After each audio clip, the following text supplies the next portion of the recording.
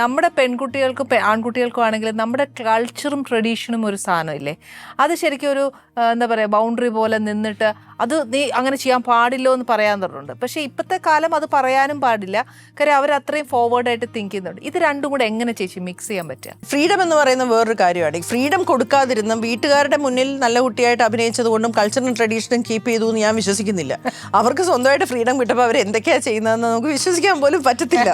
അന്നും അങ്ങനെ തന്നെയാണ് നമ്മുടെ കാലഘട്ടത്തിലും ഇപ്പോഴത്തെ കാലഘട്ടത്തിലും. ഇപ്പോൾ അവർ ചിലപ്പോൾ ഒരു പക്ഷേ ബാംഗ്ലൂറോ അല്ലെങ്കിൽ വേറെ എവിടെയെങ്കിലും പോയിട്ടായിരിക്കും അവരുടെ സ്വാതന്ത്ര്യം കാണിക്കുന്നത്. അതെ, പക്ഷെ അങ്ങനെ ഒരു അടച്ചു പിടിക്കലല്ല. Freedom comes with responsibility. ആ റെസ്പോൺസിബിലിറ്റി ഉണ്ടാക്കി കൊടുക്കുക എന്നുള്ളതാണ് നമുക്ക് ചെയ്യാൻ പറ്റുന്നത്. ഇത് നിങ്ങളുടെ ലൈഫാണ്. ഇതിനകത്ത് നിങ്ങൾ ചെയ്യുന്ന എല്ലാ സ്വാതന്ത്ര്യത്തിനും ഉത്തരം പറയാൻ നിങ്ങൾ തന്നെ ബാധ്യസ്ഥരാണ്. എനിക്ക് ഒരുപാട് സ്വാതന്ത്ര്യം കിട്ടി വളർന്ന ഒരാളാണ് കൊച്ചിലെ മുതലേ. പക്ഷെ അതിന്റെ കൂടെ ഈ റെസ്പോൺസിബിലിറ്റിയും കൂടെ നമുക്ക് എന്ത് ചെയ്താലും നമ്മൾ തന്നെ ഉത്തരവാദിയാ.